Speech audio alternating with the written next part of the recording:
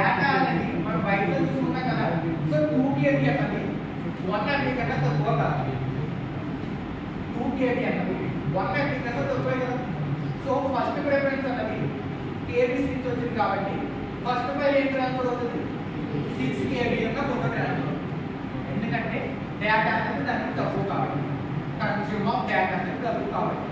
Second ఏం transfer అవుతుంది 8 KB యొక్క డేటా ట్రాన్స్ఫర్ ఫోటో ట్రాన్స్ఫర్. ఎందుకు 6 తర్వాత ఇంక్రీజింగ్ అవుతుంది.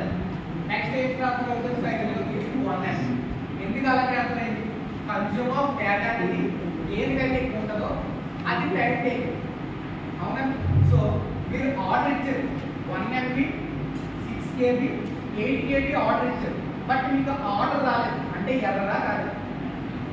డేటా డెలివరీ అయిపోయింది, బట్ నార్మల్గా డేటా రిప్రజెంటేషన్ ప్రకారంగా తీసుకుంటే ఎర్రరా కాదండి, ఎర్రరే కదా.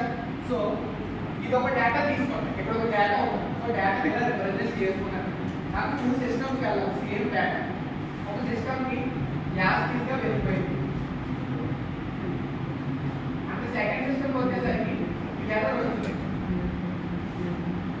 సో ఎర్రర్ వచ్చిందన్నమాట. ఇక్కడ ఎర్రర్ని ఏ విధంగా చెప్తారంటే డేటా ట్రాన్స్ఫర్లో ఎర్రర్ ఏదైనా వచ్చిందంటే 2 టైప్స్ నుంచి చెప్తారు అన్నమాట. ఓకేనా? ఫస్ట్ టైప్ వచ్చేసి సింగిల్ బైట్ ఎర్రర్. ఓకేనా? ఫస్ట్ టైప్ వచ్చేసి single byte error. Second type వచ్చేసి ఏమై ఉండొచ్చు? ఫస్ట్ సింగిల్ టైప్ అయింది, 2 టైప్స్ అని చెప్పారు. Second double type multi. ఓకేనా? Multi type error, single byte error, multi byte error. ఓకేనా? 2 టైప్ ఆఫ్ ఎర్రర్స్ మాత్రమే పాసిబిలిటీ ఉంది. సో ఇప్పుడు చెప్పండి, ఇందులో ఎర్రర్ ఉందా? ఇందులో ఎర్రర్ ఉంది. సో ఇందులో ఎర్రర్ ఉంది. చెప్పండి నాకు, నేను చెప్పిన దాన్ని బట్టి ఇది సింగిల్ బైట్ ఎర్రరా మల్టీ బైట్ ఎర్రరా? సింగిల్ బైట్ ఎందుకు అయింది? సింగిల్ బైట్ ఎందుకు అయింది?